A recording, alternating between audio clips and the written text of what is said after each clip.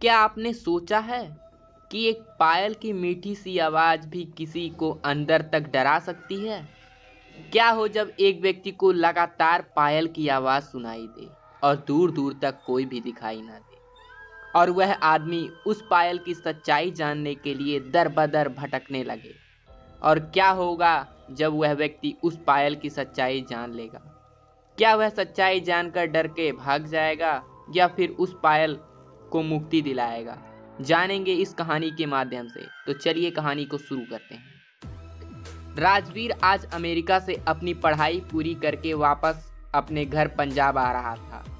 पंजाब के छोटे से गांव संगरूर में उनकी बड़ी सी हवेली थी। राजवीर अपने माँ बाप का इकलौता बेटा था, इसीलिए उसे बड़े ही नाजुक से पाला गया था। बचपन से ही उसकी छोटी से छोटी हर ख्वाहिश को पूरा किया जाता था। अमेरिका की फ्लाइट से राजवीर चंडीगढ़ के एयरपोर्ट पर पहुंच जाता है। वहां से वह संगरूर के लिए कैब बुक करता है। कैब में बैठते राजवीर अपने कानों में लीड लगा लेता है और गाने सुनने लगता है। धीरे धीरे राजवीर को नींद का आगोश खो जाता है और कुछ समय बाद ड्राइवर राजवीर को कहता है, सर उठिए, आपकी बताई हुई लोकेशन पर हम पहुंच चुके हैं। राजवीर नज़र उठाकर देखता है तो सामने एक बहुत ही बड़ी हवेली उसे नज़र आती है। मधुर बाजार खोलकर देखता है तो देखता है कि पूरे घर में जैसे मानो तहलका मचा हुआ हो। राजवीर की माँ जोर जोर से नौकरों पर चिल्ला रही है। राजवीर की माँ सोनम अपने भाई शीला से कहती है, शीला जल्दी जल्दी टेबल पर सारे पकवान लगा दो, राजवीर किसी भी वक्त पहुंचने वाला होगा। रमाकांत जल्दी से सारे घर की सफाई को ध्यान से देखो, राजवीर का जरा सा भी शिकायत का मौका ना मिलना चाहिए। रामू काका जरा जाकर राजवीर का रूम चेक करो, कहीं भी सामान इधर से उधर नहीं होना चाहिए। तभी राजवीर के पापा विक्रम हमसे कहते हैं, अरे अरे राजवीर की माँ जरा सब्र करो, सांस लो, थोड़ा लो पानी पी लो, अभी विक्रम को आने में थोड़ा वक्त है और थोड़ा बहुत कम ही रह गया है, तुम्हारा बेटा ही तुम्हारे कुछ कहेगा नहीं। सोनम विक्रम से कहती है, कैसे सब्र करूं, 5 साल बाद मेरा बेटा अमेरिका से वापस आ रहा है। इन 5 सालों में मैंने उसे देखे बिना कैसे दिन बिताए हैं, यह बात सिर्फ मैं ही जानती हूँ। कई बार कहती हूँ अपने बेटे को गले से लगाने के लिए, तभी राजवीर पीछे से कहता है, तो मैं अब गले लगा लो, किसने रोका है आपको।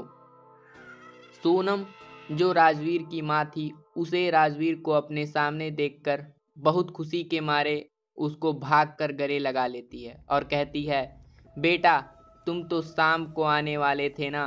राजवीर कहता है, यह तो आपके लिए सरप्राइज था मॉम। और फिर आज विक्रम के पैर छूता है और कहता है, मैं आपको भी बहुत मिस किया डैड। विक्रम कहता है, मैंने भी तुम्हें बहुत याद किया सन। जब तुम आ गए हो तो सब कुछ सही रहेगा। राजवीर कहता है, ओके मॉम, मुझे बहुत तेज भूख लगी है, प्लीज कुछ खिला दो। अमेरिका में तो मैं आपके हाथों का खाना खाए तरस गया हूँ। सोनम कहती है, हाँ हाँ अभी तक क्यों नहीं, तुम जाकर अपने रूम में फ्रेश हो आओ, तब तक मैं रानी से तुम्हारी पसंद का खाना लगवाती हूँ। आज बहुत टाइम बाद सभी साथ मिलकर खाना खाएंगे। राजवीर भागकर ऊपर अपने कमरे में चला जाता है और फ्रेश होकर डाइनिंग टेबल पर आ जाता है और सच में बहुत टाइम बाद अपनी मॉम के हाथ का खाना खाकर वह बहुत खुश होता है।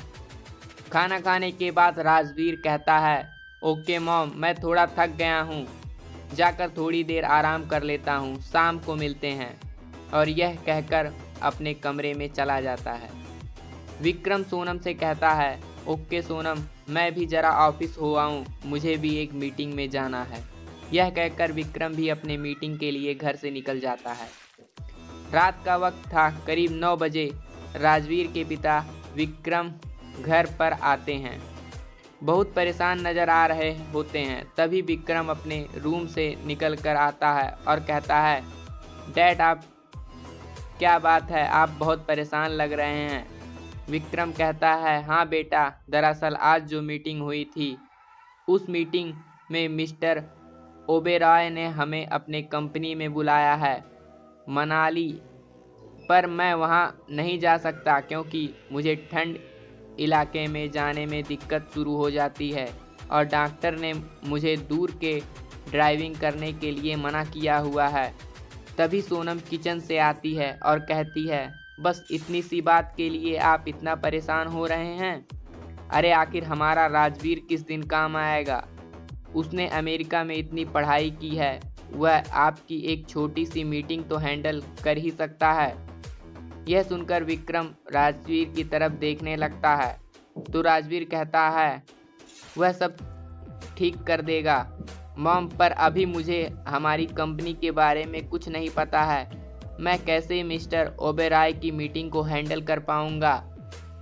तुम स्टोर विक्रम कहते हैं, इस चीज़ की टेंशन लेने की ज़रूरत नहीं है। मिस्टर ओबेरॉय की मीटिंग 3 मंथ बाद है। कब तक मेरी सेक्रेटरी रिया तुम्हें सब कुछ समझा देगी, लेकिन उसके लिए तुम्हें कल ही मान लिया निकलना होगा ताकि तुम 3 महीने में हमारे ऑफिस के बारे में सब कुछ समझ जाओ और मिस्टर ओबेरॉय के सामने मीटिंग में कुछ गड़बड़ ना करो। राजवीर कहता है, ओके डैड, आप मेरी टिकट बुक करा दीजिए, मैं कल मॉर्निंग में मनाली के लिए निकल जाऊंगा। अभी आप डिनर कीजिए और रेस्ट कीजिए। रोज की तरह राजवीर सुबह जल्दी उठकर फ्रेश होकर अपने रूम से बाहर आता है। राजवीर की माँ कहती है, आओ बेटा ब्रेकफास्ट कर लो, फिर तुम्हें एयरपोर्ट के लिए भी निकलना है। राजवीर डाइनिंग टेबल पर जाता है। तभी राजवीर के पापा वहां आकर राजवीर से कहते हैं, हो गया बेटा सारी पैकिंग? राजवीर बोलता है हाँ, और कहता है, आप चिंता मत करो पापा, मैं सब संभाल लूँगा। और फिर तीनों यूं ही बात करते करते ब्रेकफास्ट करने लगते हैं। थोड़ी देर बाद राजवीर कहता है, मामा मुझे निकलना चाहिए। तभी विक्रम कहता है, राजवीर तुम्हें ड्राइव एयरपोर्ट तक छोड़ आएगा और मनाली पहुंचते ही तुम्हें बाहर ड्राइवर लेने आ जाएगा। वैसे तो वहां घर में सभी सुविधाएं हैं, लेकिन फिर भी किसी चीज़ की कमी लगे तो बेझिझक फ़ोन करके बता देना। राजवीर कहता है, ओके डैड, और अपने कमरे में जाकर अपना बैग लेकर सीधे घर से बाहर निकल जाता है। ड्राइवर राजवीर का वेट कर रहा था। राजवीर को आते देख ड्राइवर गाड़ी का दरवाज़ा खोल देता है। राजवीर गाड़ी में बैठता है और गाड़ी सीधा एयरपोर्ट के लिए निकल जाती है। एयरपोर्ट पहुंचकर राजवीर अपनी फ्लाइट में बैठ जाता है। बस कुछ ही घंटों की देरी के बाद राजवीर मनाली पहुंच जाता है।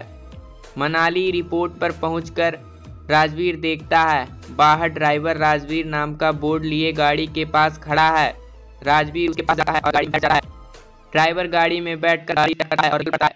राजवीर बंगले की तरफ ऊंचे पहाड़, टेढ़े मेढ़े घुमावदार रास्ते में छाए हुए ढलते हुए सूरज की लालिमा, वही ग्राम से झांक के देखने पर बहती हुई नदी, पहाड़ों छूते हुए बादल, सब अपनी जगह राजवीर कर रहते। राजवीर ड्राइवर से पूछता है कि कितनी देर में घर पहुंचाएंगे? तो कहता है बस यही सब कुछ आधे घंटे बाद। राजवीर देखता है कि पास में एक चाय की दुकान है। राजवीर कहता है, ड्राइवर थोड़ी देर के लिए गाड़ी रोको, चाय लेते हैं। ड्राइवर गाड़ी रोक देता है। राजवीर ढाबे पर जाकर चाय वाले से कहता है, भैया जरा 2 कप चाय दो। चाय वाला जल्दी ही राजवीर के हाथ में 2 कप चाय पकड़ा देता है और कहता है, भैया लगता है यहाँ घूमने आए हो। राजवीर कहता है, नहीं भैया जी, किसी काम के सिलसिले में आया हूँ। राजवीर के पास खड़ा एक लड़का कहता है, हेलो भाई, नेम इज मयंक, मैं मनाली का रहने वाला हूँ। राजवीर कहता है, hi my name is Rajveer Khanna, मैं मनाली पहली बार आया हूँ, पर यह जगह सच में बहुत खूबसूरत है, किसी जन्नत की तरह। यूं ही दोनों बातें करते करते चाय खत्म होते ही राज कहता है, अच्छा तो अब मैं चलता हूँ, बाय मयंक। वह राजवीर निकल पड़ता है अपने घर की तरफ। थोड़ी ही देर बाद राजवीर का बंगला आ जाता है। खुला आसमान, बड़ा सा बंगला, बंगले में बगीचा, स्विमिंग पूल, पेड़ पौधे, सारी सुविधाएं थीं। राजवीर बंगले के अंदर जाता है, तभी राजवीर का एक नौकर राजा आता है और वह राजवीर से कहता है, नमस्कार भैया जी, हमारा नाम राजा है। मालिक ने आपकी खातिरदारी के लिए हमें काम पर रखा है। 8 साल से आपके बंगले की देखरेख हम ही करते आ रहे हैं।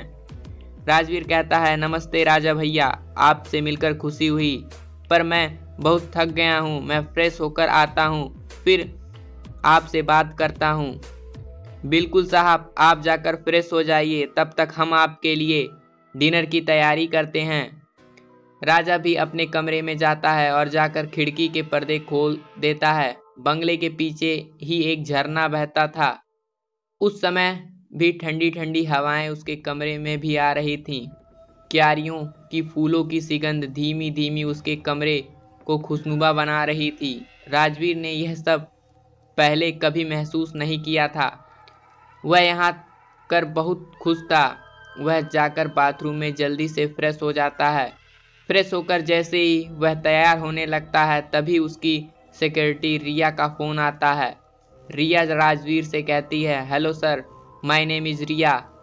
आई होप आप मनाली में अच्छे पहुंच गए होंगे। कल सर मैं आपसे मिलने आऊँगी और आपकी कंपनी के बारे में कुछ मेन पॉइंट आपको समझाऊंगी। तब तक आप रेस्ट कीजिए। Bye, take care sir, have a nice day. Rajveer अपने रूम से नीचे आता है तो राजा ने उसके लिए डिनर लगा दिया होता है। राजवीर राजा से कहता है, यहाँ घूमने वाली कौन सी जगह हैं? राजा कहता है, यूँ तो साहब बहुत सारी जगह हैं, सबसे ज़्यादा प्रसिद्ध यहाँ पर हिडिंबा माता का मंदिर है। कहते हैं साहब, यह एक प्राचीन गुफा मंदिर है जो भारतीय महाकाव्य महाभारत के भीम की पत्नी हिडिंबी देवी को समर्पित है। यह मनाली में सबसे लोकप्रिय मंदिरों में से एक है। इसे ढूंगरी मंदिर के नाम से भी जाना जाता है। यह मंदिर एक 4 मंजिला संरचना है जो जंगल के बीच स्थित है। स्थानीय लोग ने मंदिर का नाम आसपास के वन क्षेत्र के नाम पर रखा है। आपको यह जानकर हैरानी होगी कि इस मंदिर में देवी की कोई मूर्ति स्थापित नहीं है, बल्कि हिडिंबा देवी मंदिर में हिडिंबा देवी के पद चिन्हों की पूजा की जाती है। हिडिंबा देवी मंदिर का निर्माण हिमालय पर्वतों के कागार पर डुंगरी शहर के स्थान एक पवित्र देवदार के जंगल के बीच कराया गया है। माना जाता है कि भीम और पांडव मनाली से चले जाने के बाद हिडिंबा राज्य की देखभाल के लिए वापस आ गए थे। ऐसा कहा जाता है कि हिडिंबा बहुत दयालु और न्यायप्रिय शासिका थी। जब उसका बेटा घटोत्कच बड़ा हुआ तो हिडिंबा ने उसे सिंहासन पर बैठा दिया और अपना शेष जीवन बिताने के लिए ध्यान करके जंगल में चली गईं। हिडिंबा अपनी दानवत्ता या राष्ट्रीय पहचान मिटाने के लिए एक चट्टान पर बैठकर कठिन तपस्या करती रहीं। कई वर्षों के ध्यान के बाद उनकी प्रार्थना सफल हुई। उसे देवी होने का गौरव प्राप्त हुआ। हिडिंबा देवी की तपस्या और उसके ध्यान के सम्मान में इसी चट्टान के ऊपर इस मंदिर का निर्माण 1573 में महाराज बहादुर सिंह ने करवाया था। मंदिर एक गुफा के चारों ओर बनाया गया है। मंदिर बनने के बाद यहाँ श्रद्धालु हिडिंबा देवी के दर्शन पूजन के लिए आने लगे। अब राजवीर को और भी ज़्यादा इंटरेस्ट आ गया। उसने राजा से कहा, राजा बहुत ही इंटरेस्टिंग है, मेरा तो अभी वहां जाकर उस मंदिर को देखने का मन है। तो राजा कहता है, साहब आपको पता है कि वहां एक प्रसिद्ध कहानी भी है। राजवीर और उत्साहित होते हुए कहता है कि राजा तो फिर सुनाओ ना मुझे भी, कौन सी जल्दी नींद आने वाली है। तो राजा राजवीर को बताता है, हिडिंबा मंदिर पांडवों के दूसरे भाई भीम की पत्नी हिडिंबा को समर्पित है। हिडिंबा एक राक्षसी थी जो अपने भाई हिडंब के साथ इस क्षेत्र में रहती थी। उसने कसम खाई थी कि जो कोई उसके भाई हिडिंब को लड़ाई में हरा देगा वह उसी के साथ अपना विवाह करेगी। उस दौरान जब पांडव निर्वासन में थे तब पांडवों के दूसरे भाई भीम ने हिडिंब की यातनाओं और अत्याचारों से ग्रामीण को बचाने के लिए उसे मार डाला और इस तरह महाबली भीम के साथ हिडिंबा का विवाह हो गया। भीम और हिडिंबा का एक पुत्र घटोत्कच हुआ, जो कुरुक्षेत्र युद्ध में पांडवों के लिए लड़ते हुए मारा गया था। देवी हिडिंबा को समर्पित यह मंदिर हिडिंबा मंदिर के नाम से भी जाना जाता है। राजवीर कहता है, वाह राजा, प्यार करने वालों की हमेशा जीत होती है। यह तो मैंने सिर्फ सुना था, पर आज मुझे यह कहानी सुनकर यकीन भी हो गया। कल मैं इस मंदिर को देखने के लिए जरूर जाऊंगा, तुम भी साथ चलोगे? राजा कहता है, जी जरूर चलेंगे साहब, अभी आप आराम कीजिए, आप बहुत थक गए होंगे, बहुत लंबा सफ़र तय करके आए होंगे। राजवीर राजा को गुड नाइट बोलकर अपने कमरे में चला जाता है और अंदर से डोर लॉक कर देता है। अनजान जगह थी, इसीलिए राजवीर को नींद नहीं आ रही थी। वह बार बार बस करवटें ही बदल रहा था कि तभी उसे किसी की पायल की आवाज़ आने लगी। राजवीर टाइम देखता है तो रात के 1 बजे होते हैं। मन में कहता है कि रात के 1 बजे किसकी पायल की आवाज़ आ रही है? हमारे घर में तो कोई औरत भी नहीं है। दोस्तों, इस कहानी का नेक्स्ट पार्ट देखने के लिए आप चैनल पर जाके वीडियो देख सकते हैं, क्योंकि यह कहानी ऑलरेडी इतना बड़ा हो चुका है और कहानी में इंटरेस्ट तो आगे है।